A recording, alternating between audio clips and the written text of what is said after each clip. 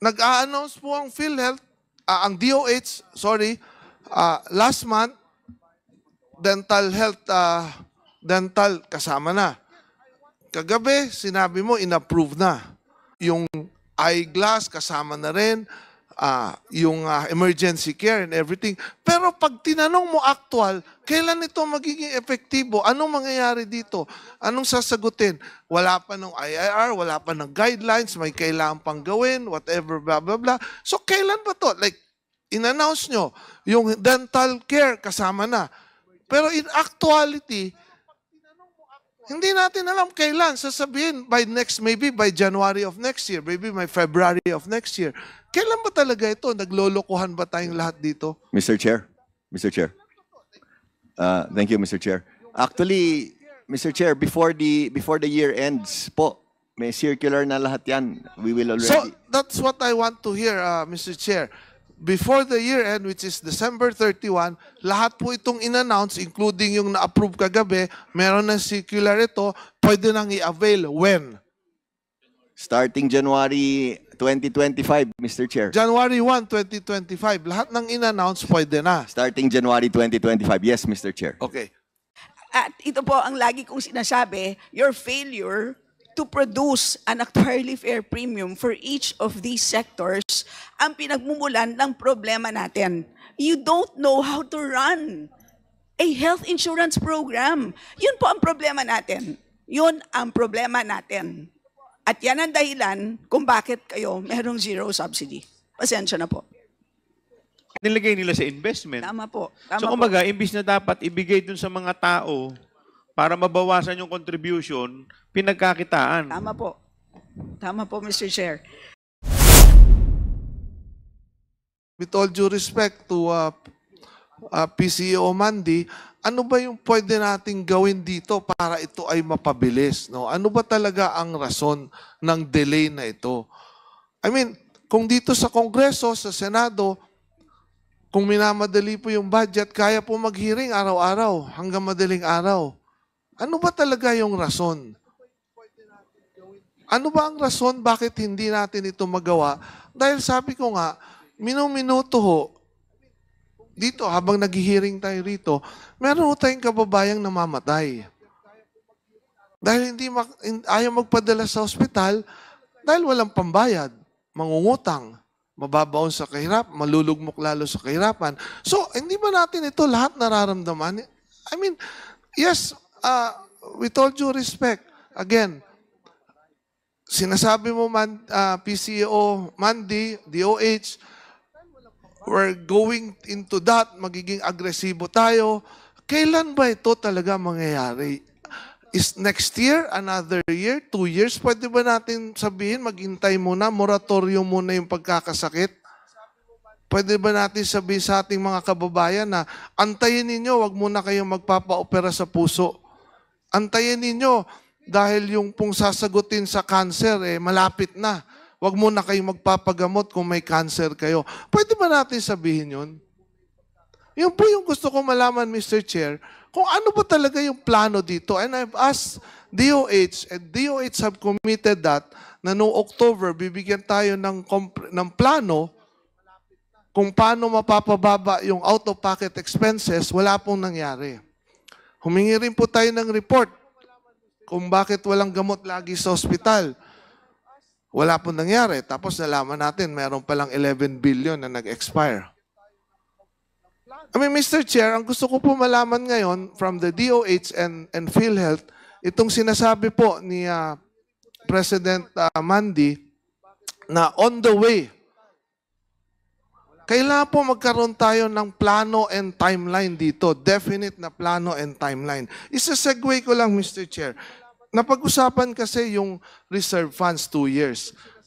Correct me if I'm wrong. Itong reserve funds, hindi natin ito pwedeng galawin. 280 billion. Am I correct?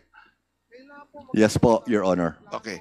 Yes po, Mr. Chair. Ang next question ko, after the reserve fund, meron tayong sinasabi na 150 billion excess fund. Am I correct? Yes, Your Honor. Okay.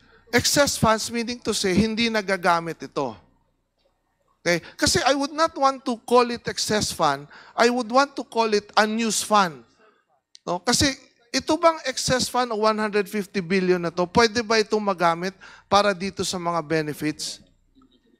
Mr. Chair, Yes, please continue. thank you. Yes, Mr. Pwede Chair. magamit. Pwede magamit po. In fact, sa 2025 po, gagamitin po natin Gagamitin. yan. Yes Okay. po, gagamitin natin. Itong 490 billion or 504 billion na naka-invest, pwede rin ba itong gamitin sa benefits? Yes po. Pwede rin. Yes po. So therefore, 500 plus 150, we have 654 billion pesos na pwedeng gamitin para sa benefits, para bayaran, para mawala yung mga out-of-pocket expenses ng ating mga kababayan. Am I correct? Mr. Chair, just want to make a quick clarification. No? SVP Renet will clarify on the, sorry Mr. Chair, on your last query on the 500 billion. Go ahead, sir. Mr. Chair, Yes, Mr. Lim Siaco. You're maraming salamat, Mr. Chair. Mr. Chair, the reserve fund and the surplus of 281 and 150, ang kanyang backup na ito on the part of the asset side na pwede natin gagamitin ay itong investment po natin. Meaning, itong gagamitin natin for year 2025 as mentioned by PCO Monday na 150 billion, ang kanyang katumbas na pera na gagamitin natin pambayad sa benepisyo ay itong nasa investment po natin. That lalabas ang investment na ito, lalabas itong pondo na ito pambayad sa mga benepisyo na babayaran po natin from the source of fund na surplus and the contribution estimated for the year 2025, Mr. Chair. So hindi po natin siya i-add up po. Thank you po, Mr. Chair. For clarification lang, no, Mr. Chair. Gusto ko lang malaman, magkano talaga ang pondo na pwede nating gamitin sa pagpapalawak ng mga benepisyong ito? Magkano ba talaga? Kasi ang dami ng figures na lumalabas, no? So nakakalito na. So magkano ba talaga yung pwede nating gamitin, no? I have read kanina or yesterday, na-approve daw ng board na gawing 254 billion, if I'm not mistaken, yung gagastusin for next year, no? So, ang gusto ko malaman, yan na ba talaga ang pera lang na pwede nating gamitin or galawin for next year? Mr. Chair. Please continue. Mr. Chair, maraming salamat po. Ang pera na po pwede natin gamitin para sa year 2025, number one, ito yung excess fund na 150 plus yung estimated na premium collection natin, contribution of 203 billion pesos. So this is 350 billion pesos, Mr. Chair. Now, for year 2025, as approved by the board yesterday, COB or corporate operating budget for benefit expense ay 271 billion, Mr. Chair. This is initial approval of the board, Mr. Chair, because with the expansion of benefit as mentioned by PCO Ledesma, that 50% in some other benefit packages, expansion of benefit packages, Mr. Chair, based on the actuary calculation, Mr. Chair, aabot siya ng 440 billion. So, Mr. Chair, ito yung tinitingnan po natin sa implementation in the year 2025, Mr. Chair. As to the finances po ng PhilHealth, Mr. Chair, that as mentioned by PCO Ledesma, aggressive na pagpapataas ng benepisyo and pagpapalabas ng pondo po, pambayad sa benepisyo ng ating kapwa Pilipino, Mr. Chair. Mr. Chair, 440 billion aabot for next year. Yes, Mr. Chair. Okay. Of which 150 galing sa excess fund, 200 galing sa contribution ng members, 350. So kung 440 yan, may 90 billion. Yung 90 billion kukunin galing sa investment. Mr. Chair, ang 90 billion, Mr. Chair, this is we gonna request from the board for an authority to make use of the reserve fund already. reserve fund already. Yes, doon na Okay. tayo kukuha, Ang Mr. Chair. tanong ko, Mr. Chair, yung 504 billion, nasaan yun? Naka-invest pa rin. Mr. Chair, the 504, which is as mentioned by PCO Ledesma, that nasa 489 siya ng November, 489 o 490 billion, Mr. Chair, ay nasa asset side po to. Ito yung gagamitin natin na pambayad.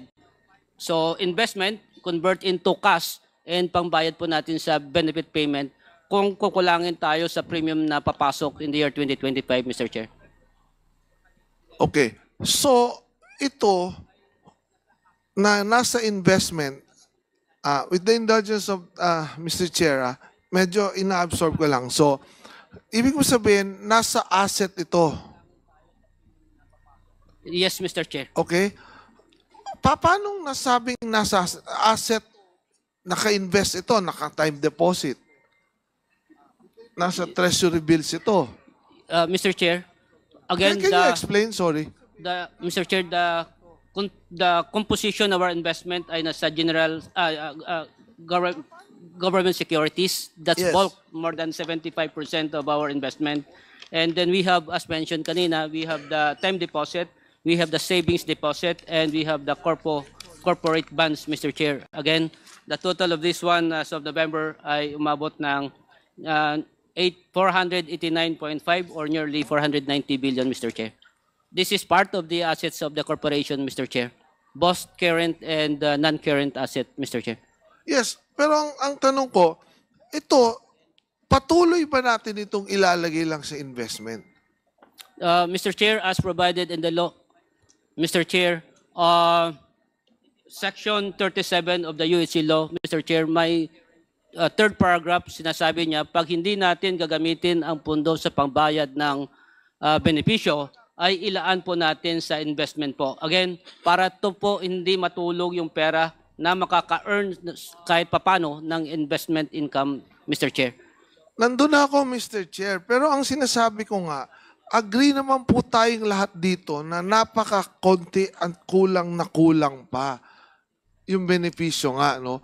Tingi-tingi, in fact, tingi-tingi. Ang gusto ko lang puntuhin dito, Mr. Chair, and PCO Mandy and DOH ASEC, paano ba natin pwede pa itong gawin na bilisan? Kasi agree tayo lahat, marami pong namamatay.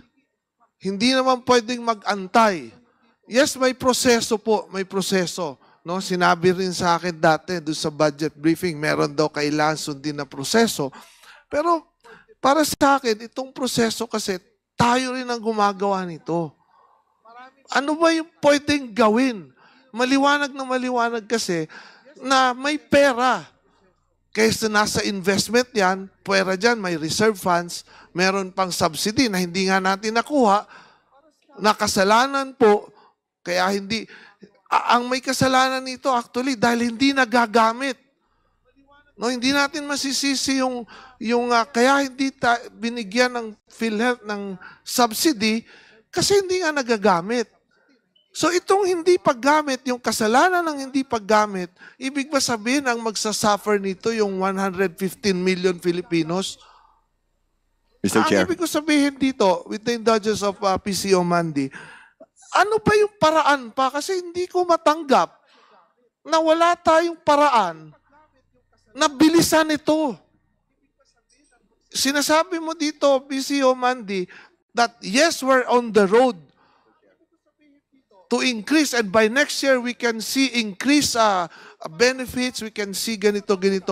Pero hindi ko matanggap pa rin na bakit hindi natin ito kayang gawin bilisan lahat. Kulang ba ang team na naggagawa nitong yung actuarial team to identify and then after that, anong gagawin? Nagiging delay ba yung pag-meeting sa benefits committee? Sa board ba? Ano ba ang dapat gawin? Kailangan ba araw-araw kayo mag-meeting para magawa ito? Yun ang hindi ko matanggap, Mr. Chair, na kailangan mag-antay. A little more patience. Anong katumbas? maraming pasyente. More patients are dying. Mr. Chair. Please continue, Mr. Ledesma. Again, Mr. Chair, we hear you loud and clear. We are working as fast as we can. Maybe to add, Mr. Chair, we are also about to undergo a major reorganization in PhilHealth, so we will be increasing our manpower. When is that? We are Sorry, trying Mr. as fast as we can to increase our accredited facilities. I'd like to think, Mr. Chair, I understand all of the impatience and everyone wants to get things resolved as soon as possible. We are all only human, Mr. Chair. Rest assured, we are working 24/7 in PhilHealth, all 10,000 of us, to try to move as fast as we can. And again, I know I sound like a broken record, but maybe just a little more patience, Mr. Chair. Thank you, Mr. Chair. Mr. Chair, sorry, BCO Mandy, sorry. Pero yung reason that we are human, hindi po katanggap-tanggap. No? The reason why nandyan kayo, DOH, PhilHealth, is to make sure na itong mga problema na to ng ating mga kabayan ay magawa. Okay? So, again, I want, Mr. Chair, yung mas agresibo and definite, no? Kasi, ano ba talaga? Nag-a-announce po ang PhilHealth, ang DOH, last month, dental health, dental kasama na. Kagabi, sinabi mo, in-approve na. Today, meron pong press release. I saw na si Secretary Herbosa meron ng in-announce. Pero, nakalagay doon, approve na, 50%, ganito. Yung eyeglass, kasama na rin. Yung emergency care and everything. Pero pag tinanong mo actual, kailan ito magiging epektibo? Anong mangyayari dito? Anong sasagutin? Wala pa ng IIR, wala pa ng guidelines, may kailangan pang gawin, whatever, blah, blah, blah. So, kailan ba to? Like, in-announce nyo, yung dental care kasama na. Pero in actuality, hindi natin alam kailan. Sasabihin maybe by January of next year, maybe by February of next year. Kailan ba talaga ito? Naglolokohan ba tayong lahat dito? Mr. Chair. Thank you, Mr. Chair. Actually, Mr. Chair, before the year ends po, may circular na lahat yan. We will already... So, that's what I want to hear, Mr. Chair. Before the year end, which is December 31, lahat po itong in-announce, including yung na-approve kagabi, meron ng circular ito, pwede nang i-avail. When? Starting January 2025, Mr. Chair. January 1, 2025. Lahat ng in-announce, pwede na. Starting January 2025. Yes, Mr. Chair. Okay. Yung ibang mga na-commit ninyo, like diagnostic scans, cancer treatment, that's a commitment. So, kailan yan mangyayari? Actually, Mr. Chair, we can provide this honorable committee with the complete schedule, including the timetable po by the month. So, iba-iba kasi yung implementation tsaka yung mga circular po. Pero lahat yun, malapit na po kasi approved na po lahat yan eh. We'll provide na lang the committee with the detailed timetable, Mr. Chair, if that's okay. Yes. Thank you, Mr. Chair. Ang next question ko is, ang DOH ba is, ang PhilHealth is under DOH. Tama po ba? It's an attached, Mr. Chair, if I may, it's an attached agency po of the Department of Health po. And the PhilHealth Board po, just for the information of this committee, the PhilHealth Board, it's a 15-member board. 6 are ex-officio, chaired by DOH Secretary and vice-chaired by myself, sir. Thank you. Okay. Ano bang ginagawa ng DOH to fast-track ito, Mr. Chair? Kasi gusto ko malaman, what is the role of DOH here? Kasi puro PhilHealth ang binibira natin, no? Sorry to use the word. Gusto ko malaman kasi DOH ang pinaka nasa taas, no? So, yan ang pinaka-mandate dapat. So, gusto ko malaman, what is DOH doing in this case, no? Kasi very obvious, no? Ang tagal. Benefits Committee, Board, ano ba nangyayari? No, again, Mr. Chair, binabalik ko lang doon sa punto na nakafocus tayo sa excess fund, yes, pero ako pinofocus ko, gusto ko mangyari, kailan ito mabibigay lahat na to? Hindi po mawawala ang problema ng zero subsidy na yan. I can assure you, next year, ganun din uli ang mangyayari niyan kung itong mga perang ito ay nandyan pa rin at hindi po ito magamit at hindi mabababa po dun sa ating mga kababayan may sakit. Dr. Domingo, would you like to respond? Thank you. Thank you, Mr. Chair. Maraming salamat po kay Representative Wilbert Lee sa pagkakataon na ipaliwanag ang proseso ayon sa mga polisiya na nakasulat rin sa ating batas.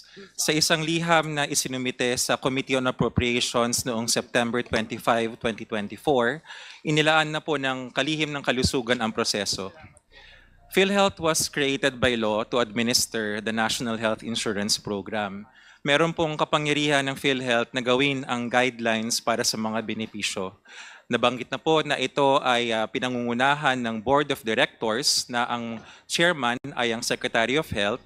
May mga kasama rin tayong cabinet secretaries at appointive directors. Ang Board of Directors ay responsable para sa polisiya, monitoring at oversight. Ang Secretary of Health ay hindi nakakaboto sa board ayon na rin sa batas. Mayroong Pangulo at Chief Executive Officer ang PhilHealth na siya ring miyembro ng Board of Directors at siya ring Vice Chairperson ng Board of Directors.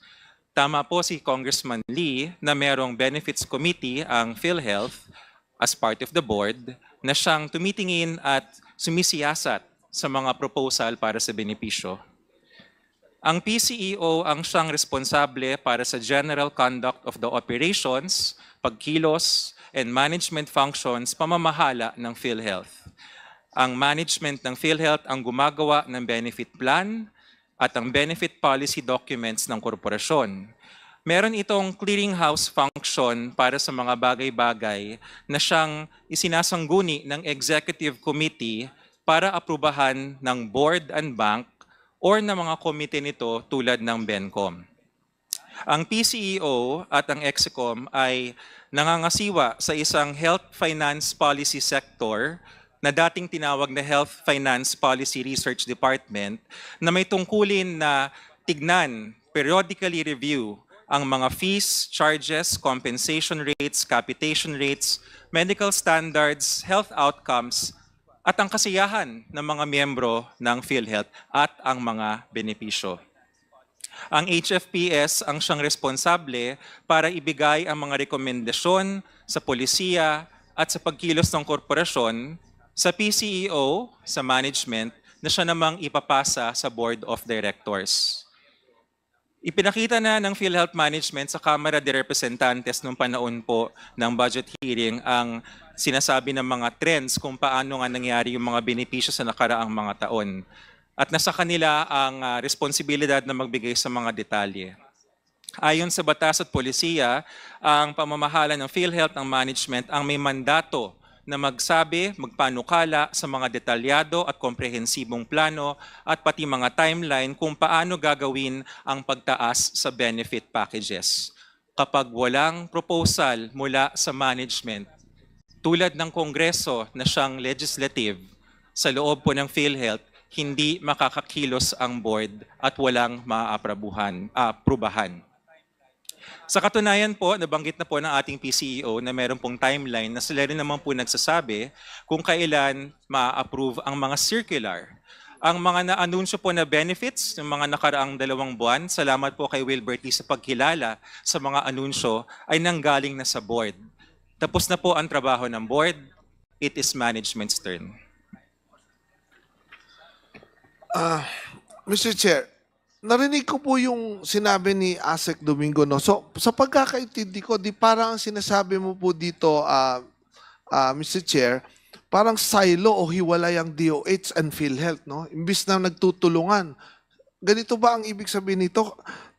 Paano natin ma-achieve yung ating UHC? Parang hiwalay. No?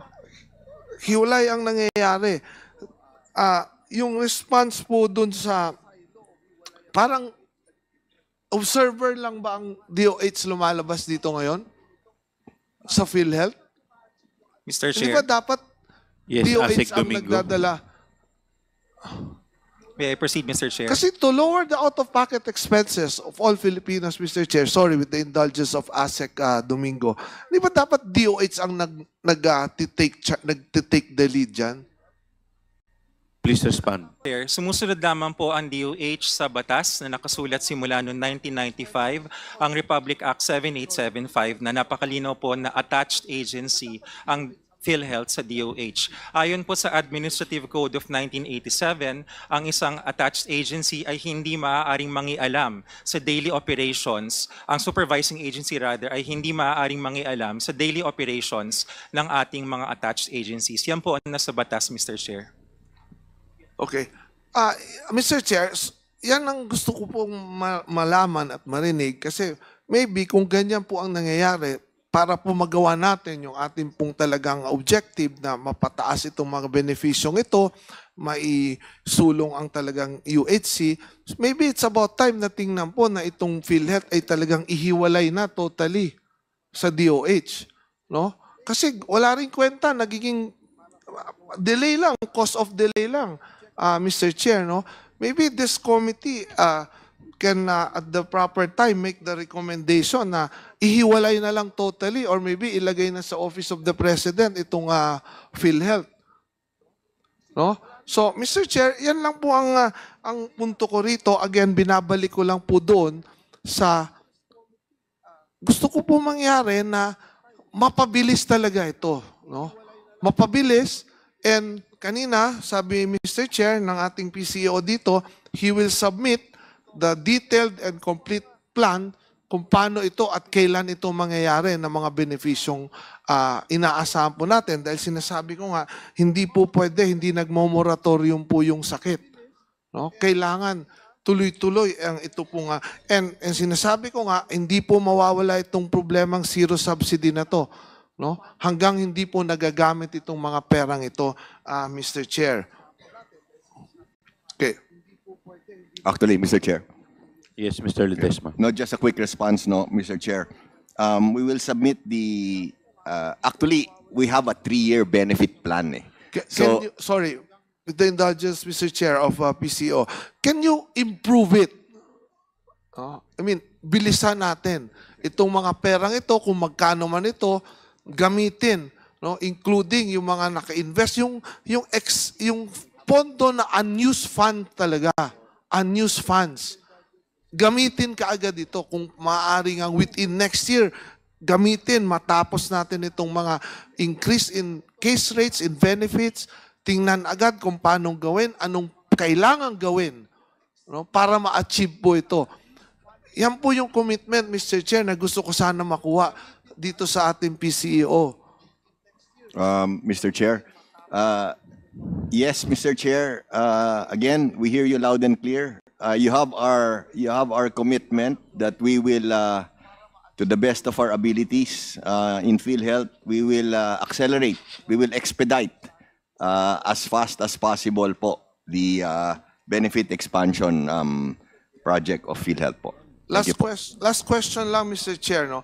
Kasi may nakikita ko, maraming nagtatanong sa akin, maraming tumatawag, na yung effect daw nung pag-alis ng zero subsidy ay parang yung pong pagbabayad dun sa mga indigent nating kababayan, mga PWD, mga senior citizen, yun pong mga hindi kayang magbayad, ay parang ipinapasa sa mga regular members. No? So, ang tanong ko, Mr. Chair, magkano ba itong kino-cover? Do we have the data or amount kung magkano ba yung kino-cover nitong subsidy na to para dun sa mga contribution supposedly ng mga indigent nating kababayan, yung mga hindi kayang magbayad? May figure ba tayo niyan kung magkano? Kasi ang nagiging kumakalat sa social media especially ay yun daw regular member, yung responsibilidad ng gobyerno, yung share ng gobyerno na dapat binibigay sa PhilHealth para pambayad dun sa mga hindi makabayad na members ay pinapasa sa regular members. So ang nangyayari ngayon, may kumakalat ngayon na bakit pa kami magbabayad? Hindi nga ginagawa ng gobyerno yung share nila. No? Hindi na rin kami magbabayad ng regular members. Kasi kahit naman hindi kami magbayad, member pa rin kami. No? So, yun po yung kumakalat. Kaya gusto pong malinawan ito, Mr. Chair. Mr. Chair? Yeah. Yes, please, Congressman Ledesma. Go ahead. Mr. Lim Mr. Lim Siaco, Mr. Chair. Yes, you're recognized. Mr. Chair, maraming salamat po. Batay sa National Expenditure Program po, year 2025 po, the allocation for PhilHealth ay 74 billion, 53 billion from the Centax, and 21.17 billion from PCSO and PAGCOR, Mr. Chair. Thank you. Mr. Chair, sorry. Ang gusto ko malaman, hindi po yung subsidy. Ang gusto ko malaman, do we have the amount ng mga hindi makabayad? No? Magkano ba? 20 billion ba yan na kino-cover ng mga members na hindi makabayad? 30 billion ba yan? Or more than the subsidy supposedly na natatanggap ng PhilHealth? Or lower? Meron ba tayong amount or data nun? Magkano ba? 20 billion ba yan na kino-cover ng mga members? Mr. I Chair. think ang tanong po yata ni Congressman Wilbert Lee, parang ang gusto niyang ipunto, merong mga nagbabayad, tapos merong mga hindi nagbabayad.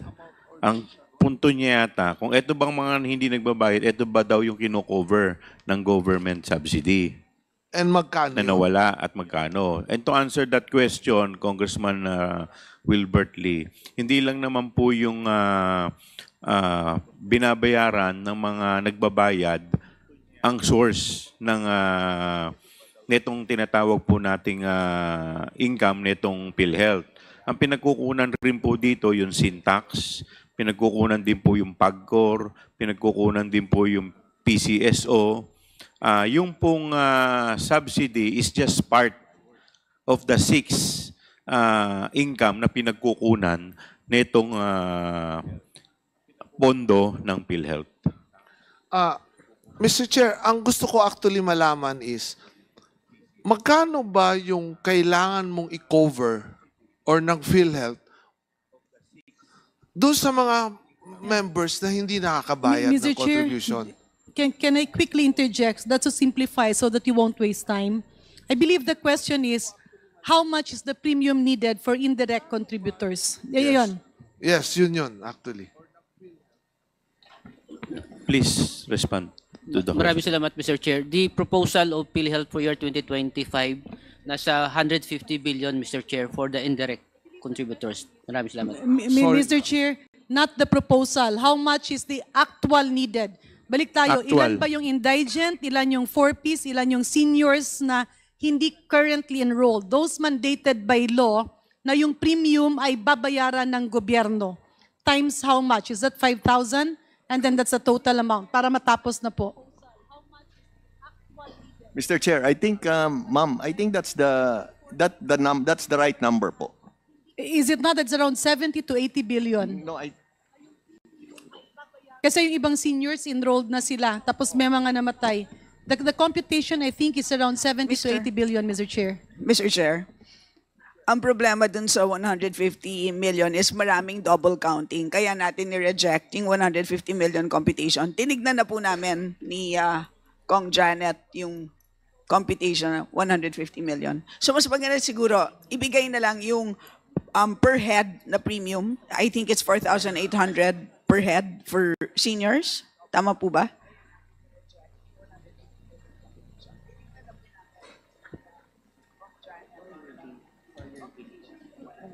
Na ano?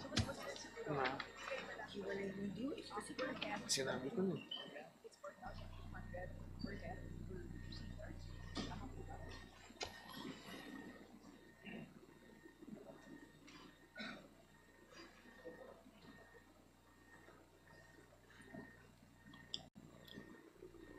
Mr. Chair, while waiting, can I very quick interjection para lang ma-align sa kay Kong Wilbert Lee? Please, with the Yeah. indulgence of Congresswoman Stella Kimbo, Yeah. who will be the next interpellator, Very The quickly chair lang would for like the... to recognize Congresswoman Thank you, Mr. Garin. Chair. Just for the correct terminologies, yung sinasabi po nating subsidy ng gobyerno, hindi siya actually literal na subsidy. Yan ay bayad sa enrollment mandated by law dun sa mga hindi magbabayad ng kanilang sariling premium. Yung mga nagtatrabaho sa gobyerno at sa pribadong sektor ay nagbabayad based dun sa employer at yung kaltas sa kanilang sweldo. So when we say subsidy, it's being used to enroll non-paying members. Just to clarify, Mr. Chair. Mr. Chair. Mr. Chair. Yes, Mr. Ledesma. Thank you. Just very quickly. Very quickly, sorry. At matakadagdag lang, Mr. Chair. Yeah, nasabi kasi ni Congressman Wilbert Lee na nababawasan yung mga nagbabayad dahil dun sa mga indirect contributors. Hindi po. Kasi yung contribution nila kapag naubos na, yung pong income sa investment ng PhilHealth ay ginagamit para pambayad dun sa mga ina-avail ng mga walang kaya. So Mr. Chair, for the senior citizens, the premium rate is 5,000 po. And then for the indigents, the premium rate is 3,000 po. So 5,000 po and 3,000 po. Ang gusto ko malaman, Mr. Chair, is magkano ba yung total amount niyan na indirect contributor na kailangan bayaran or sagutin? 80 billion or 150 billion? 80 billion. 80 billion. We'll verify. 80 billion.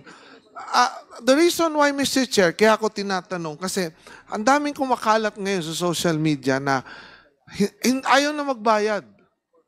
Yung mga regular members, hindi na lang kami magbabayad. Bakit ganon? Sa amin papasa. I think, kailangan pong i-correct yung perception na yan. Tama po si Congresswoman na Janet na hindi po maapektuhan, no, yung benepisyo at yung pong binabayad ng mga regular members.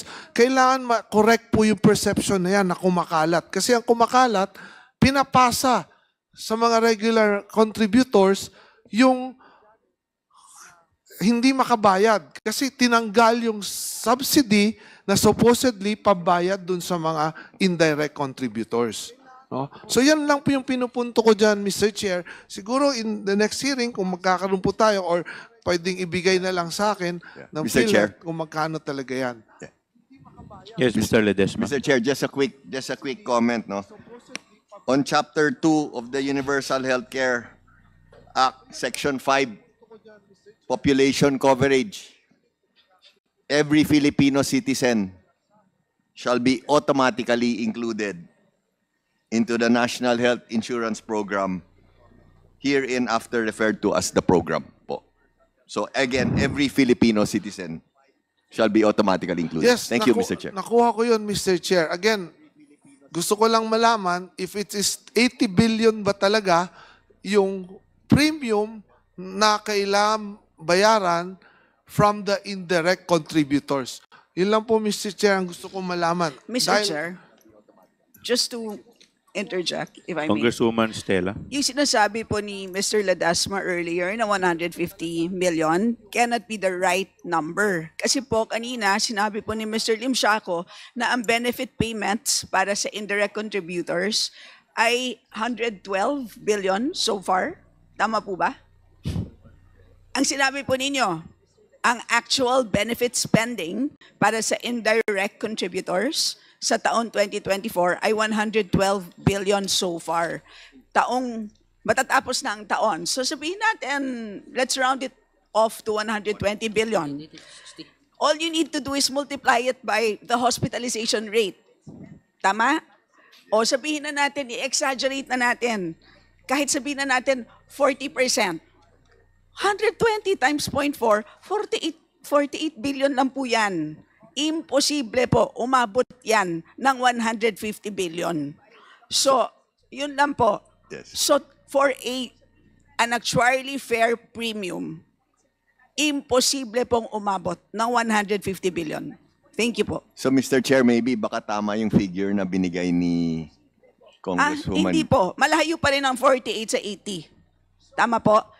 At ito po ang lagi kong sinasabi, your failure to produce an actuarially fair premium for each of these sectors ang pinagmumulan ng problema natin.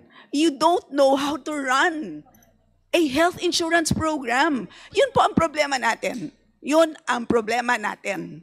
At yan ang dahilan kung bakit kayo merong zero subsidy. Pasensya na po. Thank you, Mr. Chair. Thank you to my colleague, Congresswoman Stella. Mas naging klaro po yun, no? Kasi yun po yung talagang pinupunto ko rito dahil nga po ang sinasabi ng ating mga kababayan, baka naman napakalaki po ng kailangang bayaran or sagutin ng PhilHealth doon sa mga indirect contributors. No? Yun po yung pinupunto natin dito. Siguro kailangan ninyong klaruhin yan, no? Kasi kumakalat talaga yan dito sa atin pong social media. Wala na po akong tatanong, Mr. Chair. Ang gusto ko lang pong emphasize, ang gusto po natin dito, Mr. Chair, accessible, abot kaya at libreng medikal pagdating ng araw sa pagpapagamot ng bawat Pilipino. No? Hindi ito pangarap, Mr. Chair, but it is a fundamental right that every Filipino deserves. Gayon pa man, hindi po ito magiging katotohanan, Mr. Chair, kung walang makabuluhang enhancement, mabilis na enhancement ng mga benepisyo ng PhilHealth at kung magpapatuloy po ang zero subsidy dahil sa kawalan ng benefit enhancement at malaking investable funds, hindi po ito mangyayari. Let us not deceive ourselves, Mr. Chair, without the clear, actionable plan and without proper coordination between the DOH, PhilHealth, and all its attached agencies and GOCCs, we are simply perpetuating a broken system that will only deepen the suffering of our people. Vicious cycle ito, Mr. Chair, at chicken and egg problem. Kung hindi po ito kayang ayusin ng DOH at ng PhilHealth ngayon, baka panahon na para tingnan po natin na kailangan bang ihiwalay ang PhilHealth, ilagay sa isang ahensya or ilagay sa Office of the President mismo. Dahil para sa akin po, yan po ang primerong responsibilidad ng kahit na anong pamahalaan. Sunod sa pagkain, kalusugan. Wala pong ibang dapat po na mamuno dyan kundi ang atin pong presidente. So panahon na po siguro na tingnan natin yan. Yan lang po, Mr. Chair. Maraming salamat po. And magandang hapon po sa inyo. Thank you, Congressman Wilbert Lee. The chair would like to recognize the Honorable Stella Kimbo. Maraming salamat, Mr. Chair. Unahin ko na po si Mr. Ledesma. Simpleng tanong po, sa inyong pagkakaintindi po ng inyong charter, ano po ang mandato ng PhilHealth?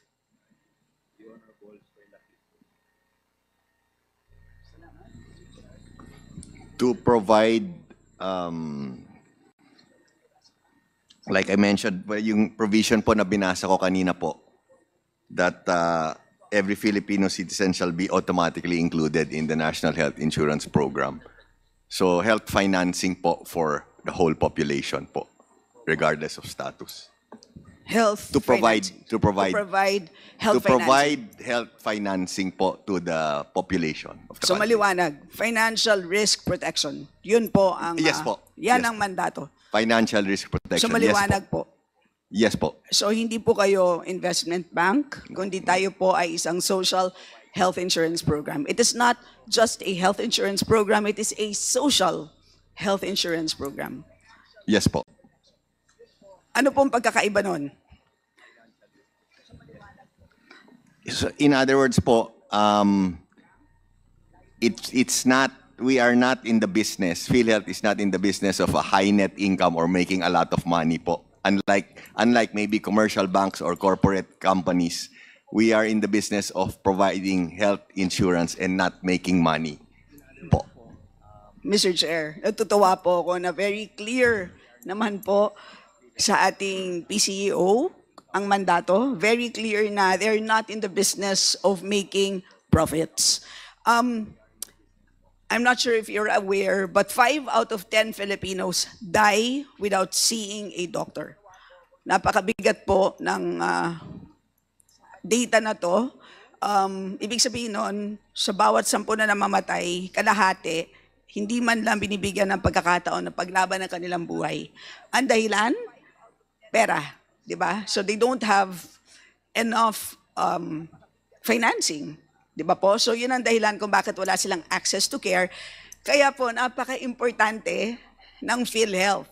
Kaya po nandito po kami, pasensya na po. Ayan ang dahilan po kung bakit nandito kami at pinupukpok po namin na mag-perform ang PhilHealth. So yun ang dahilan. Okay po. So, hindi po ako kontento doon po sa ating pagkwenta kung magkano ba talaga ang excess funds. Ayokong tawaging surplus dahil pag ginagamit niyo po ang word na surplus, nawawala tayo eh. Okay, so, sige po. Based on your financial statement, June 2024, end of June 2024, yes or no na lang po. Maliwanag, reserves to 80 billion and I believe ito ay based on the definition na pinag-agrihan ninyo ng DOF. Tama po? Yes po. Okay, so 280. Mukhang nag-agree na rin kayo na yung excess reserves na ang tawag ninyo surplus ay 183 billion. Kasi kaya nangyaring ganon, previously, ang pagkwenta ninyo ng reserves ay 463, pero nung pumasok ang DOF, klinaro sa inyo na 280 lang dapat ang reserves. So 463 less 280. So 281 po. Yes, so Tama. yung 463 less 280 ay 183. So yun po ay excess reserves. Mr. Chair, yes, Your Honor. Yes, please, Mr. Lim Siaco. Yes, Mr. Chair. That's the excess or the surplus, Mr. Chair. So ang tawag nyo lang doon ay surplus. Para lang tayo magkaintindihan. Yes, Mr. Chair, Kong Stella. But in actuality, it's excess reserves. Yes, Mr. Chair, Kong Stella. Because in your previous financial statements, ang tawag nyo doon ay total reserves. Mr. Chair, yes, Kong Stella. Tama. Okay. Ang investable funds ninyo, is it 504 billion or 489? Mr. Chair, again, that 504 that was Mentioned in the budget hearing? budget hearing, I think that this June, the 489 or 490 billion, Mr. Chair, this is as of November 30, 2024. Bakit bumaba? Mr. Chair, we already released the 60 billion to BTR, Mr. Chair. Hindi na, pakipaliwanag. Ang difference ng 504 at 489 ay hindi naman 60. Yes, Mr. Chair. Of course, Mr. Chair, Kong Stella, the investment po natin may pumapasok na premium and lumabas na benefit payout, benefit payment, and lumabas yung 60. That's the reason why ang suma total dumating ng November 30 ay nasa 489.5, Mr. Chair.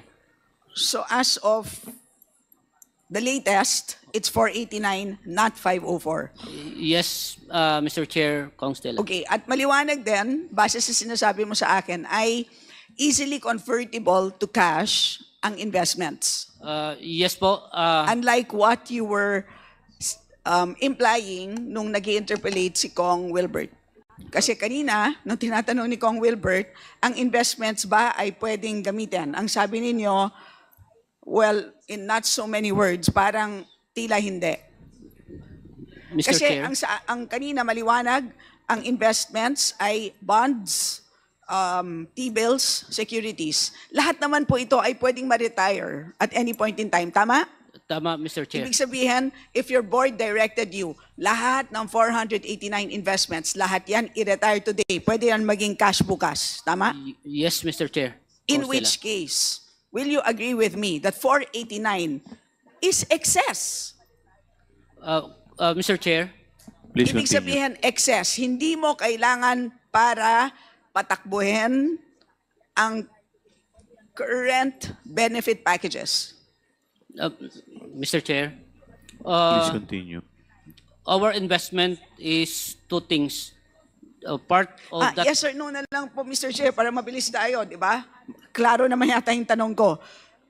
489, naka-invest ngayon. kung dinirect kayo ng board ninyo, SVP Lim siya ako, retire mo lahat yan. Bukas, magiging cash.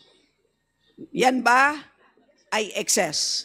Mr. Chair, Ibig sabihin, hindi, yan ay over and above what you need to run your current operations. Mr. Chair, may I... Please continue. Please answer. Maraming salamat, Mr. Chair.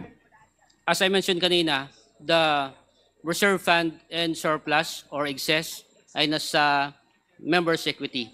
And yung katapat niyaan ay asset. In other words, Sir, itong pundong sir, ito, wag natin lituhin ang taong bayan. Maliwanag naman po, di ba? Iniisa-isa ko, simple lang naman. Kanina pa natin pinaghihiwalay ang reserves at investments. Maliwanag naman, di ba, Mr. Chair, that they're separate things? Magkaiba yon, di ba? Kung ano yung naka-invest, iba yan doon sa reserves because by law, nakahiwalay yan. Tama ba? Mr. Chair. Please. Again, Mr. Chair, the composition of our reserve, of our investment, portion of that one ay for the reserve, and portion of that one ay for the surplus or the excess. So we Okay, Mr. Chair, what you're saying is doon sa 489 billion, some of those are part of the 280 reserves? yes, Mr. Chair. How much? Of course, Mr. Chair, the Mr. 489. Lim Siaco, kahit hindi ka naka-oath, Mr. Lim Siaco, at one point, kung magkakaroon tayo ng inquiry, matandain ako sa numero, maalala ko lahat ito. Mr. Chair. Yes, Please Mr. Chair. continue. Again, balance sheet ang pinag-usapan natin. And of course, Nakakaintindi po kami ng balance sheet. opo, asset equals liability plus equity. So, ang reserve po natin at saka yung excess or surplus ay nasa members' equity. Ang katapat niyaan ay nasa asset side. Asset. Itong investment natin ay nasa asset, meaning itong asset natin ito yung nagko-cover, yung gagamitin natin na pondo ay papalabas ay ito. So in other words, tama si Kong Stella, Mr. Chair, that anytime pwede natin to ma-convert into cash. Because this one ay convertible naman siya and magamit natin sa payment. So what you're saying, Mr. Chair, is yung buong 280 ay nasa loob ng 489. Yes, Mr. Chair. Lahat. Yes, Mr. Chair. Lahat. Yes, Mr. Chair. Okay, so 289 minus 280, Yung buong reserve na Yung buong 280 reserve. nasa investment? Is that what you're saying? Yes, Mr. Chair, because yung backup Hindi niya, ba nakas- under the asset. law dapat only the unused portion of the reserve should be used as investment? Hindi po pwedeng yung buong reserve. Kumbaga yung investment, that is the least priority. Ang priority muna, number one, kailangan gamitin muna yung pera, yung reserve, para sa program's benefit. Number two, kailangan gamitin muna yung pera para sa decrease ng amount ng members' contribution. Pag may sobra, yun lamang ang gagamitin para sa investment. Bakit po ang tanong, bakit buong reserve nilagay na ninyo sa investment?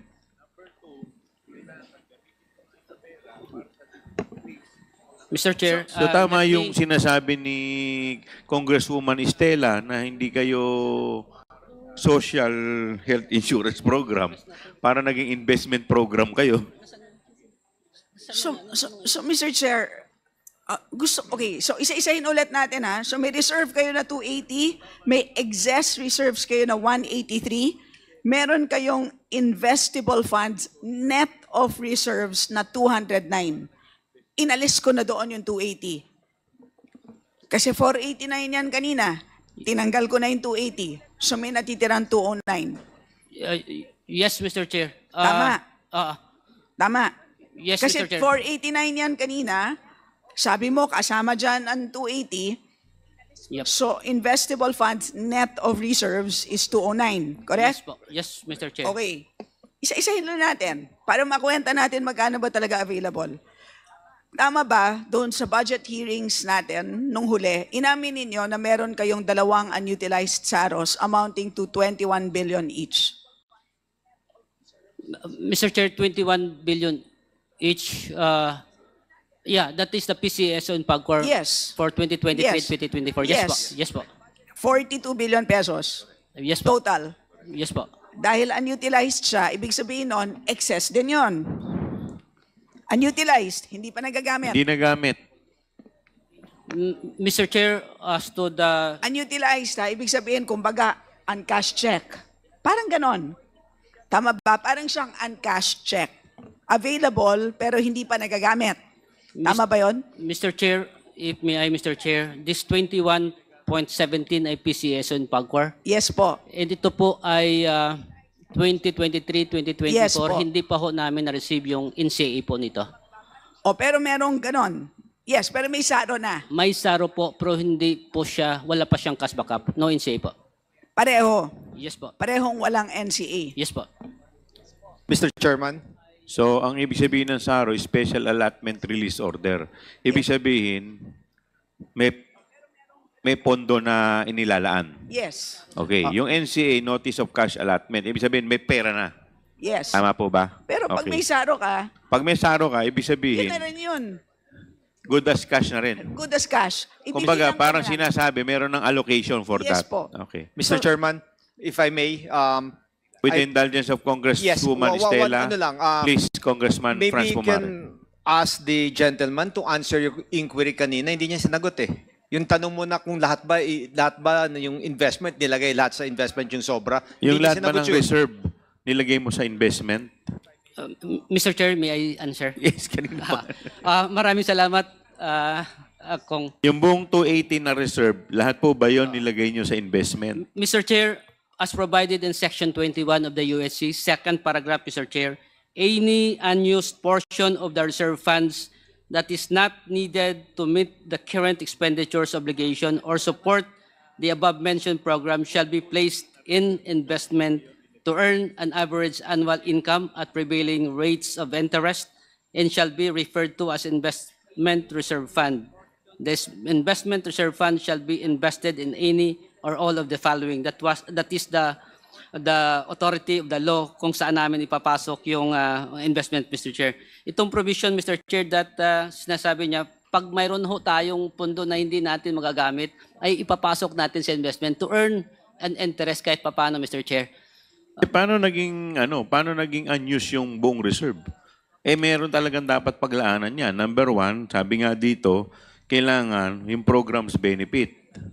Number two, decrease the amount of members' contribution. Di dapat nga, ginamit nyo muna yung dalawang yun. Yung sosobra doon, pag may balances, yun lang yung magiging yun lang yung magiging unused portion.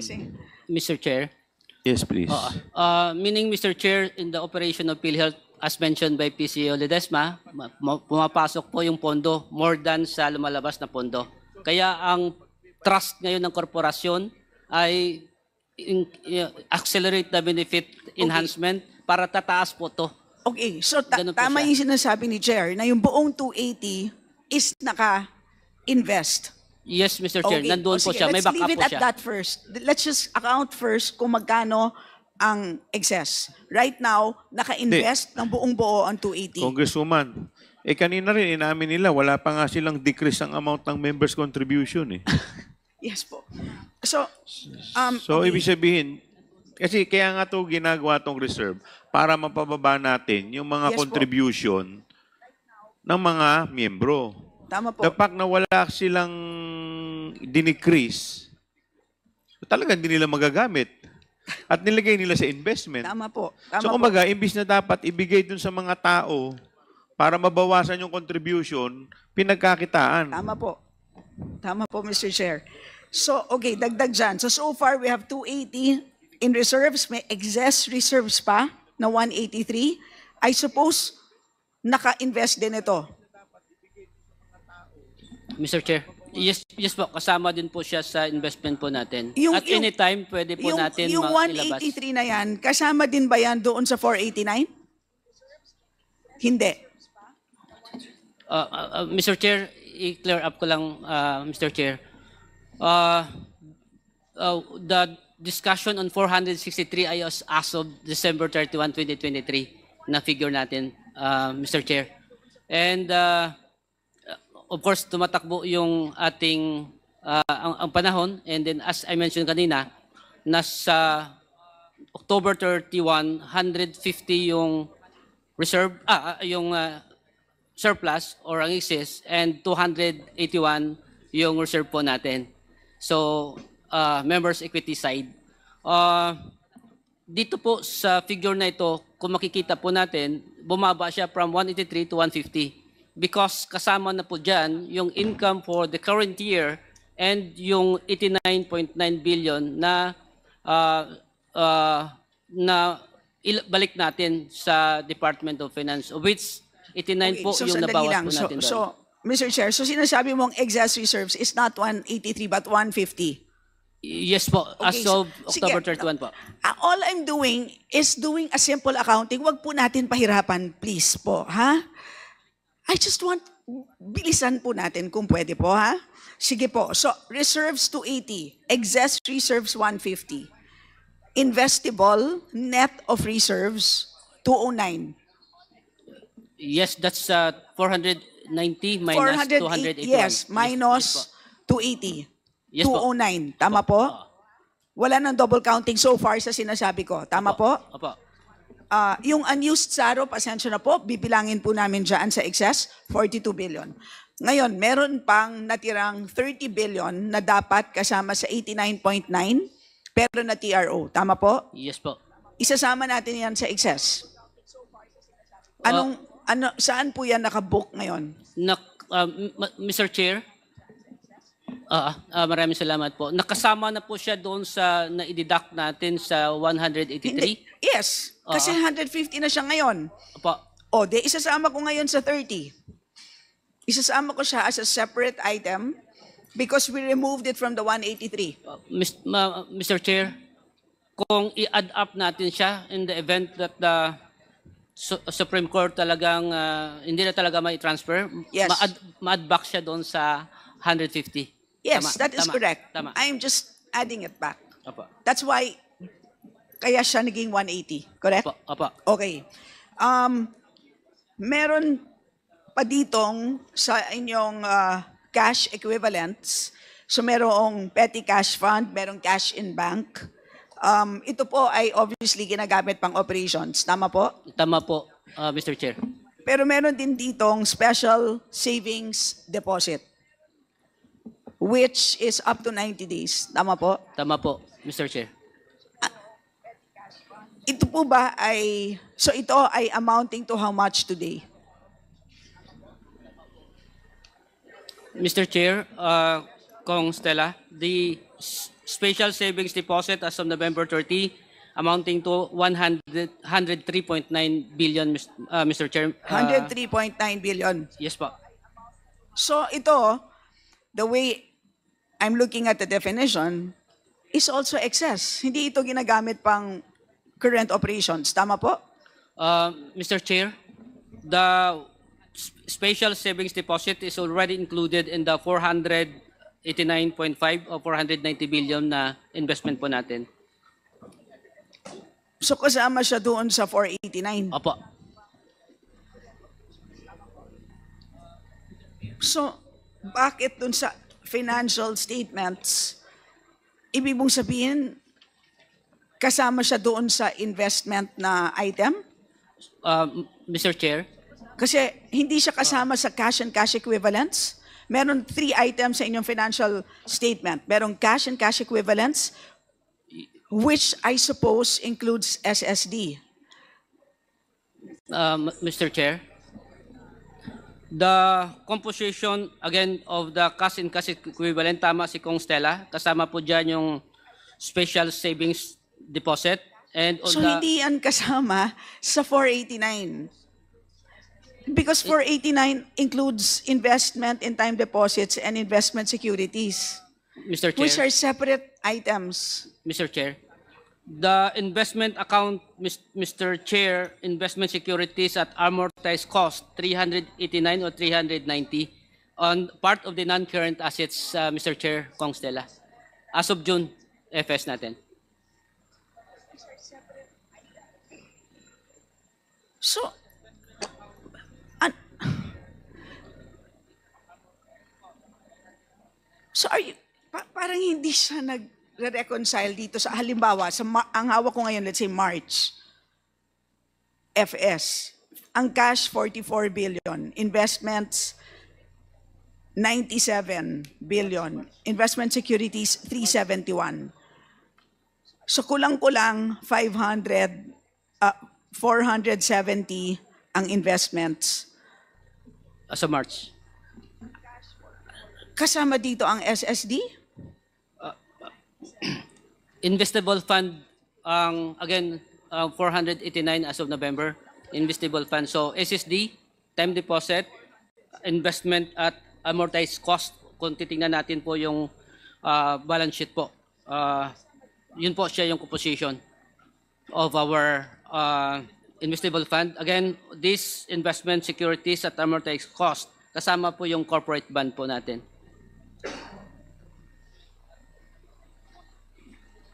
So you're saying, Mr. Lim Shaco, at one point we will put you under oath. So for now, I will take your word that 103.9B is not excess. Meaning hindi siya kailangan for current operations? Is that what you're saying? They are in 90-day deposit accounts, but you are telling us na hindi yan kailangan for current operations? Is that what you're telling us? Nakadeposito siya, 90 days, 3 buwan, pero hindi yan kailangan para sa current operations? Yan Mr. ang Chair, sinasabi ninyo sa amin, Mr. Lim Shaco. Mr. Chair, Mr. Chair, Kong Stella, every point in time, mayroon ho tayong nakalagay na buffer na 3 months Mr. po. Chair, simplehan natin. Ang ibig sabihin ng SSD based on COA report is, it's an account, 90 days. Tama? Mr. Chair, let me check the details of this one because sa special savings deposit, hindi siya 30 Babasahin days ko na lahat lang sa'yo. The SSDs are term deposits of 1 day up to 90 days. Yes po. O, so tama. So 1 day to, yes, 1 yes day po. to, yes. So, Oo. ibig sabihin, so, So ang tinatanong ko sa'yo, what portion of these SSDs ang hindi ginagamit pang current operations? Kasi again, nag-account tayo ng excess funds. Funds na hindi kailangan pang current operations. Mr. Chair, that SSD, technically, ito yung buffer natin na ginagamit sa benefit payout. Again, as I mentioned kanina, 3 buwan po yung binabuffer natin at any given point in Okay. time, may 3 buwan po tayo. Is your buffer separate from reserves? Okay, Mr. Chair. Ano po ang difference ng buffer sa Yes. reserve? Okay. Yung buffer, Mr. Chair, ito po yung at any given point in time na gagamitin natin na available pondo ng PhilHealth na pwede natin ibayad, cash. Si for instance, may papasok na claims, automatically mayroon tayong pagkukunan sa kanya. Now, on the So Hindi ba kailangan, ganun din yung reserve? Mr. Chair, magkakaiba po sila. Because ang reserves ay, this is talagang long-term po to. so kailangan mo siya pang current operations. Pang current operation Okay, po to. so tatanggalin muna natin siya sa pag-accounting ng excess. Tama ba? Mr. Chair, kung Yes sila- or no na lang para mabilis tayo. Magkakaiba kasi ang ating pinag-usapan kasi reserves at saka yung excess. Ang Nandito siya pinag-uusapan po natin, itong sinabi ninyong SSDs amounting to 103.9 billion pesos. Malaking amount. Nagbibilang tayo ng, ang question kasi ngayon, napakadami ninyong pondo, di ba? Nagbibilang po kami dito kung magkano ba talaga kalaki ang sobrang pondo ng PhilHealth. Hindi kasi namin alam eh.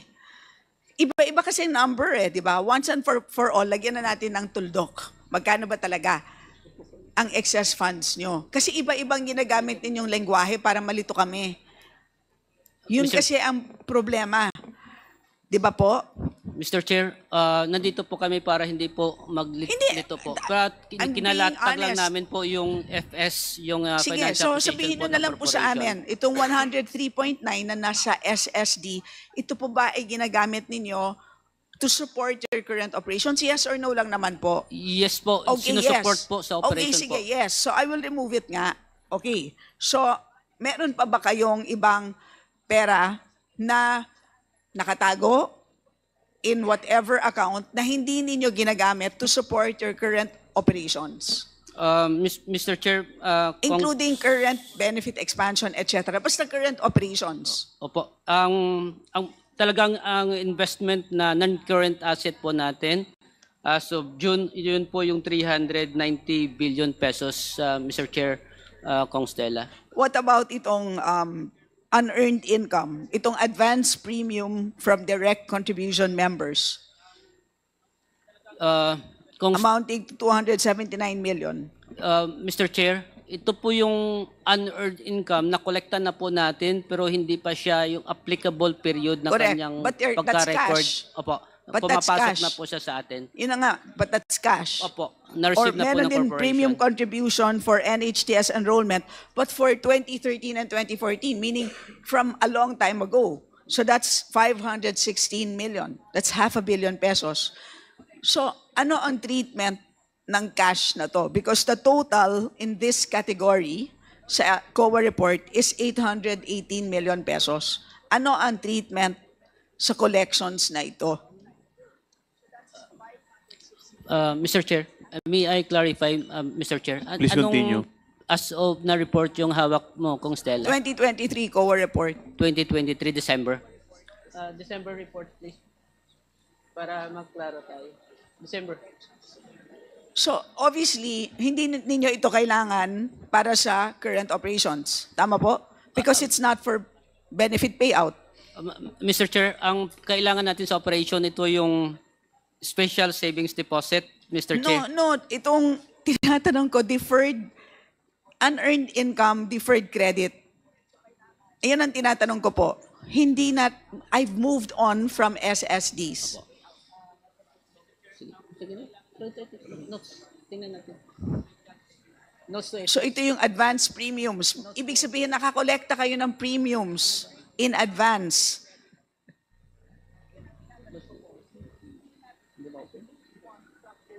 Hindi ba excess din ito?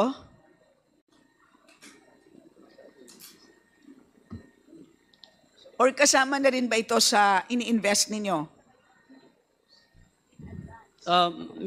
Mr. Chair, Kong Stella, that amount na-receive na natin ang pera. It can be from part of the SSD and it can be from part of the invested fund natin sa long term or yung investment na non-current asset. Binadownload ko lang, Mr. Chair, yung report mismo para makuha namin yung detalye po. Vera, buksan mo muna. Okay, so, Mr. Limsiaco, meron pa ba kayong ibang tinatagong pera? So far, if we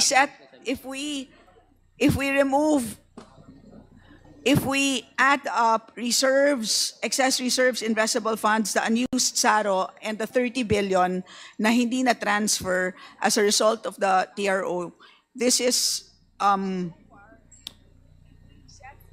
709 billion pesos. So, yan po Mr. Chair. ang Mr. Chair, Yes, yan please ang, continue. para lang maklaro natin, Mr. Chair, the 21.17 billion na PCSO and PAGCOR share, Mr. Chair, na 2 taon, that's 42. Hindi po namin siya tinitreat as premium income because Yes. specific po siya yes, na benefit it's for expansion. benefit expansion, yes. Oo, so We're just hindi siya looking kasama. at cash. Hindi siya kasama po siya sa But it is for consulta. hindi po siya kasama sa treatment natin na income and so hindi siya papasok as part of Mr. the Lim excess. Siaco, Opo. it is very clear to us what the purpose of that 42 billion appropriation is. It includes the payment of the consulta package. Tama po? Tama po. Okay. So that is 709 billion pesos, Mr. Chair. Para lang clear kung gaano po kalaki ang excess funds ng PhilHealth. 700 709 Mr. million Chair. or billion? billion po. Million. 280 plus 150 plus 209 plus 70. 709 billion pesos. Mr. Chair. Mr. Chair. Chairman, can I interject Yes. with the indulgence of With the Vice indulgence Chair, of Congressman Senior Vice Chair. Stella, Ganito na po, Congressman kasi- Paduano, you recognize. So, 709 total. Magkano? May computation na ginawa si Vice Chair, Senior Vice Chair. Magkano ba talaga? Mr. Chair. Yes, proceed. Again, Mr. Chair, kung titingnan natin this investment, hindi lamang siya sa members' equity, mayroon din siyang portion para sa liabilities na nandyan sa investable fund po natin. So again, trial balance ang pinag-usapan, asset, liability, and equity. Now, Yes, pwede natin puntahan yan mamaya, Mr. Chair. Hindi po natin po pwede siya ganyanin, Kasi, Mr. Chair. Mr. Chair, kanina may pahayag si Mr. Ledesma na good news, wala na tayong utang. Yan ang sinabi ni Mr. Ledesma. Wala na tayong utang sa hospitals. Tama po? Sinabi ninyo kanina. So, pero pwede nating balikan, Mr. Chair. With the indulgence of Senior Vice Chair. Hindi kasi, sana ilahad nyo na lahat. Kasi in fact, kulang pa yan eh. Ako kanina, kunwari, yung supposedly 2023 nyo, di ba? Yung subsidy, that is 80 billion, di ba? You only collected 58, di ba? O, di may 22 pa kayo? Magkano yung collection nyo? 50. 50. 50? O, di may 30 pa kayo na kukolektahin sa DBM. O, sinaba nyo ba yan sa excess? Mr. Chair. Wala pa. Mr. Chair. Ganito siya, Mr. Chair. Even though na hindi natin nakokolekta itong premium from the national government, even year 2024, kasama na po siya as part of our surplus or excess fund, Mr. Chair, calculation. Because we are adopting the accrual method, Mr. Chair. So in other words, regardless man kung papasok yung cash in CE, yan ay treated na siya na premium income of the corporation. So pag close natin ang libro, Mr. Chair, papasok siya sa ating surplus. That's the Mr. reason Chair, why. Ibang accounting ang ginagawa natin, yung availability lang. Hindi po to accrual or cash basis. Kung ano lang ang available na resources. So tama ako, I Mr. agree with Chairman, Kong Karaps. Mr. Chairman, in fact, may 24 pa kayo, di ba? 22.4 billion na collectible from the DBM. Tama? Oh, 22.4 billion. Because the only actual release is only 40 billion, di ba? Mr. Chair, Oh, may I? yes. So, 20, tapusin mo na. 30 at saka 22. B. O, anong totoo doon? Okay. Kung pag-usapan natin yung 2024, again, ang allocation from the Syntax ay 40 billion. And PCA Zone Pagcor ay 21. So, 61 lahat. Now, hindi natin treat siya as income, ito yung PCA Zone Pagcor. So, tanggalin natin, 40 na lang. Sa 40 ito, again, regardless man kung na-receive namin ang pera o hindi, ay kasama siya sa kwenta ng income and papasok sa surplus or excess fund natin, whatever the difference between the income and expense. Now, sa 40 ito, ang na-release ng DBM sa atin ay 9 billion plus. 9 billion plus lang. Yes po. 9 billion po. So in other words, collectible namin siya sa DBM, naka-reflect as part of the receivable natin sa DBM, pero ang kanyang income ay na-recognize na po natin siya in our financial report, And Mr. Chair. magkano talaga yung collectibles sa DBM for 2023-2024? 2023, Mr. Chair, 28 billion plus yung 21. In 2024, the 21. DBM and, to ha, pinag-usapan natin yes, na doon Mr. sa Chair. sa premium subsidy ha. Yes po, Mr. O Chair. magkano lahat? Paki-compute. Hindi kasi kanina nasusundan ko lang record nyo is sa 2023 58 billion release. But the budget for you is 80 billion. So that's 22 billion na balanse. At inamin niya ng DBM kanina. Mr. Chair, may I clarify? Again, 2023 pag-usapan, 80 ang GAA natin. Ang na-release SARO sa atin ay nearly 80 billion pa rin. Pero yung nailabas lang ng DBM sa atin ay 50. Eh, kanina sabi mo 58. Ang 58, Mr. Chair, Mr. Chair, ang 58, ito yung benefit payout na natin po, lumabas ng pondo. Di mas lalong lumaki yung collectibles sa DBM, that is 30 billion instead of 22. Tama? 30 billion. Di ba kasi 80 eh. Nakuha nyo na yung 30? Mr. Chair, ang SARO ay nasa amin na. 2023 po nag-usapan, Mr. Chair.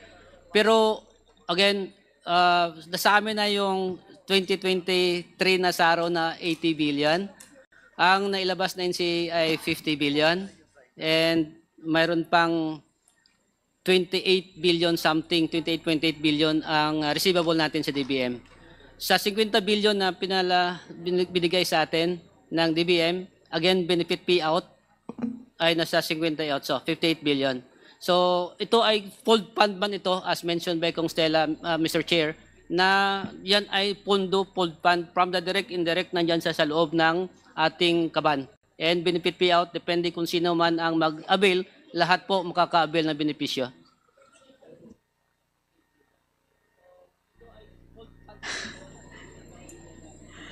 Mr. Chair, can I proceed? I know. But, Mr. Chair, can I just proceed? So, for now, I will just stick with my 709 billion computation of excess fund. Magkano, Mr. Limsiaco, ang kailangan ninyo to implement for 1 year the National Health Insurance Program for 2025? Mr. Chair.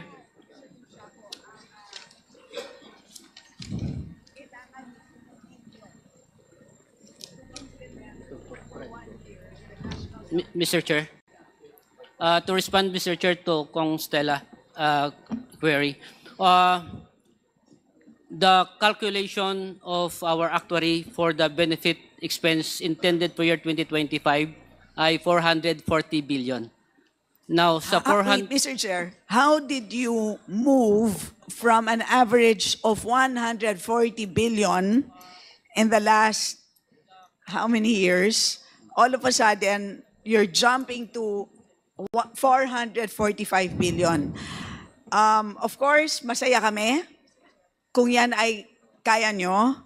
Pero ano ang evidence na iuuwi namin ngayong hapon, nakakayanin ninyong ipatupad ang ganyan kagandang programa?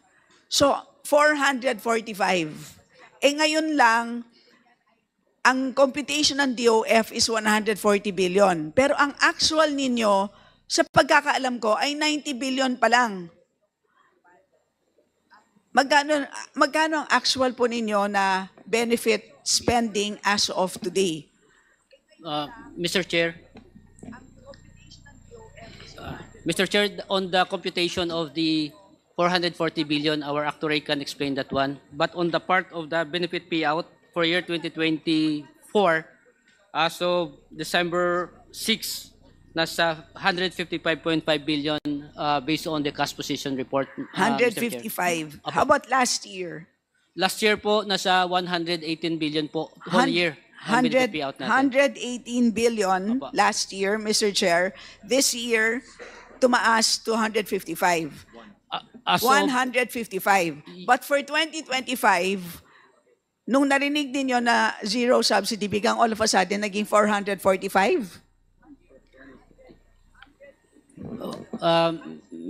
Mr. Chair, Kong Stella, our actuary, Ma'am Neri, can explain the figure. Hindi. Ano, I mean, I want to hear it. We want to hear it from Mr. Ledesma himself, the PCEO. Siyempre, masaya kami, di ba? Kasi yan nga ang gusto natin mangyari. Pero anong ano ang Mr. design ng Mr. Chair, before I give the number, just want to reiterate, we are very aggressive with all of the No, yes, but with we all want of the benefit packages, with all of the yes, increases. okay, but we want to know kung kaya ninyong gawin yan. Remember, capacity is the most important thing here. Ito nga ang situation eh. Ano ang dahilan kung bakit kayo nakapag-accumulate ng sobrang daming pera na naging investment bank ang PhilHealth? Sa halip na social health insurance program ang pinapatupad ng PhilHealth, ang pinapatupad po ng PhilHealth sa ngayon ay investment program. Pasensya na po. Yan ngayon eh. So the number we're looking And the at, reason ma'am, for that is because ang bagal ng benefit expansion. Napakatipid ng pagtaas ng case rates. Ang bagal-bagal ng pagbayad sa hospitals, in which case napakalaki po ng mga pagkakautang ninyo sa hospitals. So yun po, napakadami po ng problema sa implementation. So yun ang tanong. Ano ang So proof na yes. kaya po natin tumalon from 155 billion in benefit spending as of today, December 17, to 455 in 2025. Mr. Chair, I'd like to correct that the 445 number, no? The number, the benefit expense number which we had approved by the board is 271.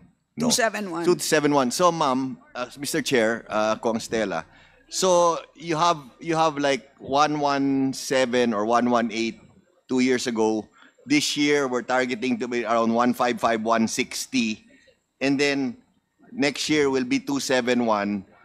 Now, I think that's doable because we've already factored in all of this benefit expansion and benefit increases, including the 8%. So that's the number po. So 271. Just to correct po, sorry po. So 271, yes. not 455. Not 455, not 440. And we will see the details because you will submit. Yes po. And this reflects all of the benefit expansions that we had discussed previously. Tama Yes. po? Yes po. Okay. Sige, next question. Sorry, babalik ako doon sa excess funds. Doon sa COA report, 2023 report, meron tayong erroneous data entry for 15.55% of enrolled beneficiaries. Ibig sabihin, duplicate enrollments for 15.55% of members. Meron din pong 266,665 enrolled senior citizen members na duplicate entries.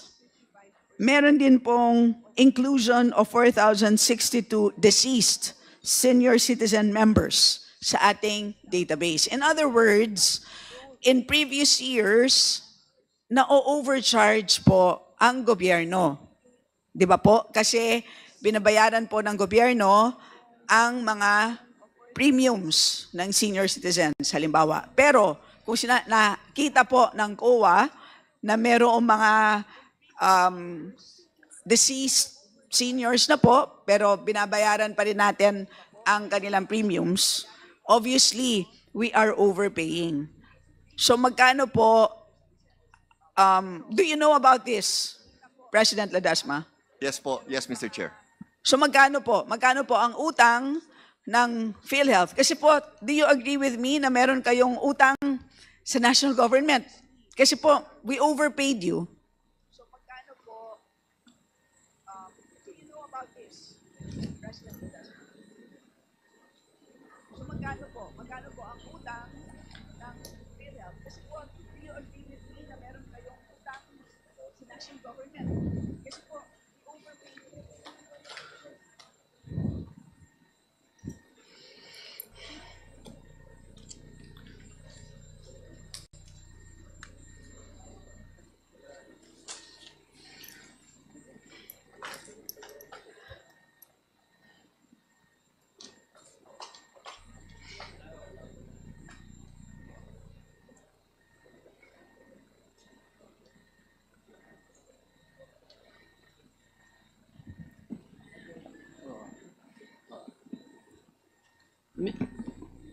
Mr. Chair.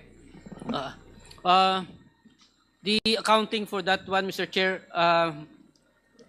pag na-doble, it should be, tama po, kailangan natin siya i-reconcile with DBM and treat siya as deferred credits, meaning na pumasok as income, pero dahil sa na-doble, i-transfer natin siya sa liability.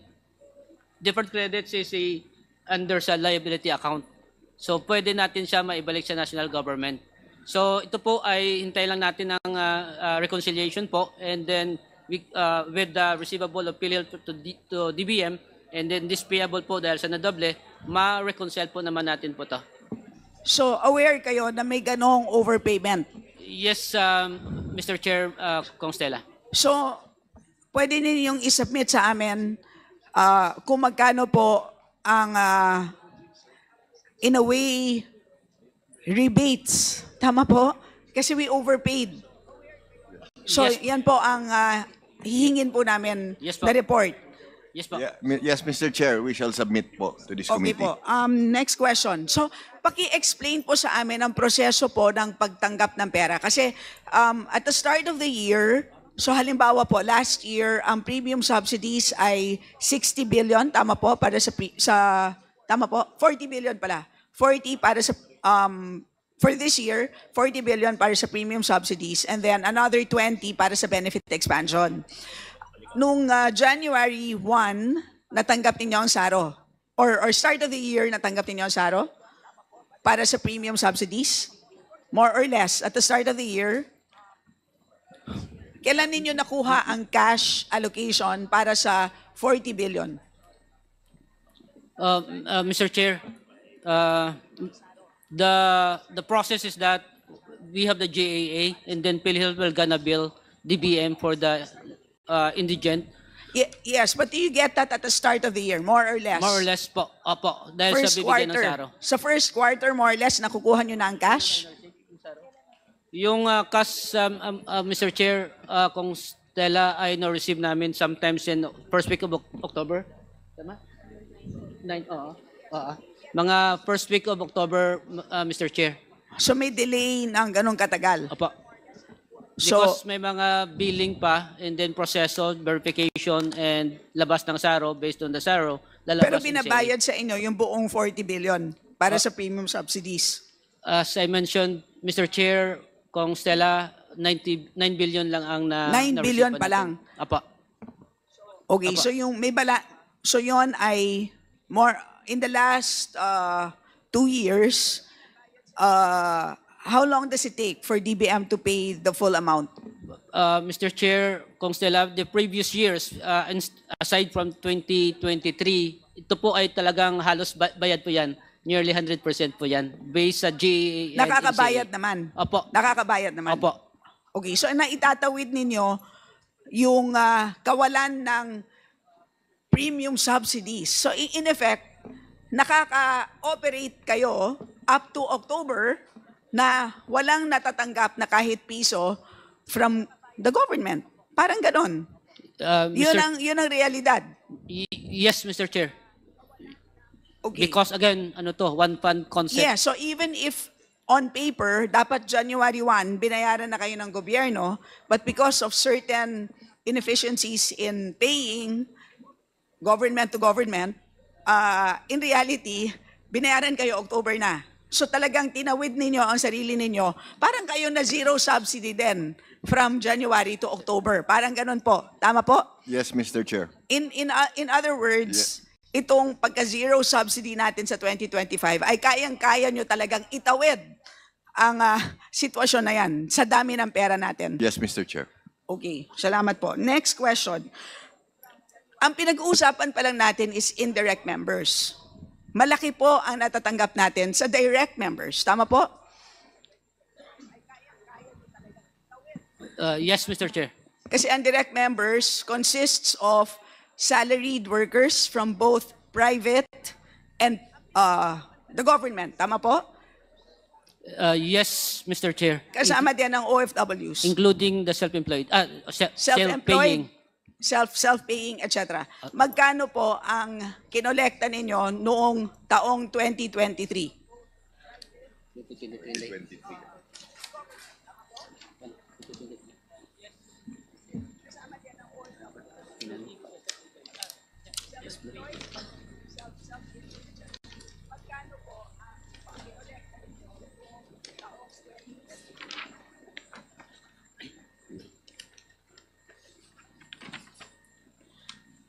Mr. Chair, for 2023, from direct contribution, actual cash received for the premium contribution amounting to 147 billion.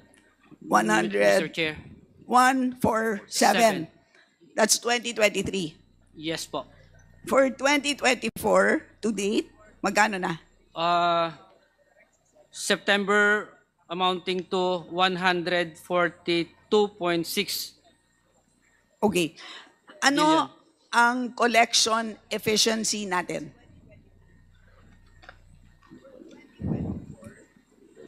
Is it, masasabi ba natin na 100%?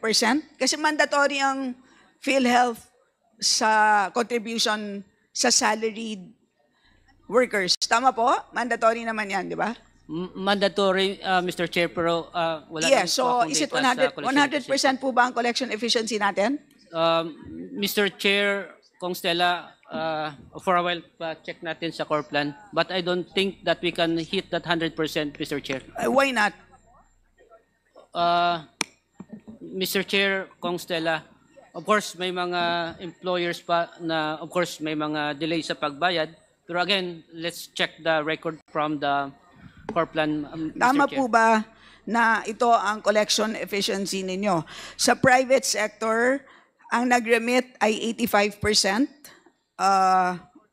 Sa government, 91%. Sa self-employed, 32%. Sa OFWs, only 7%. Tama po ba na ito ang inyong collection efficiency? Ito po ay as of October 2024.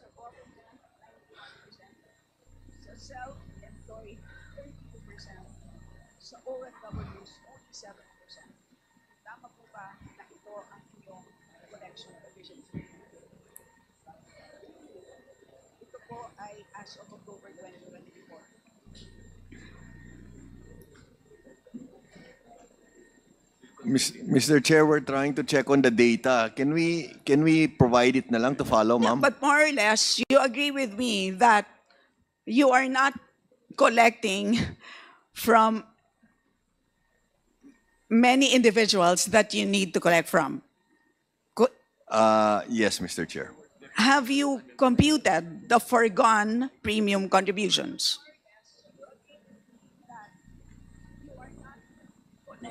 How much premiums are you losing as a result of less than optimal collection effort?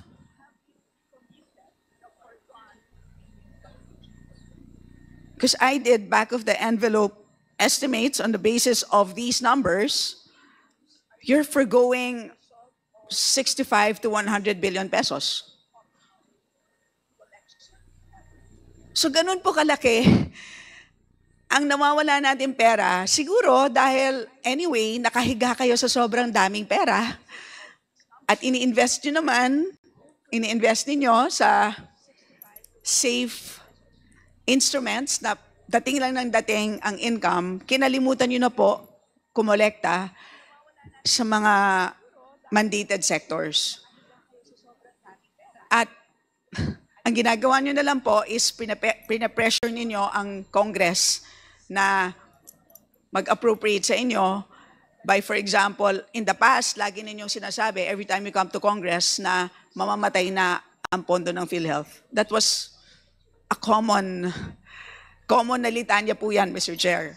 So, last point na lang po, Mr. Chair. Mr. Chair, pwede pong... With the indulgence of Congresswoman Estela, Chair would like to recognize Congressman Romy Acop. Yung po bang hindi nyo nasisingil considered as receivables ninyo? Tama?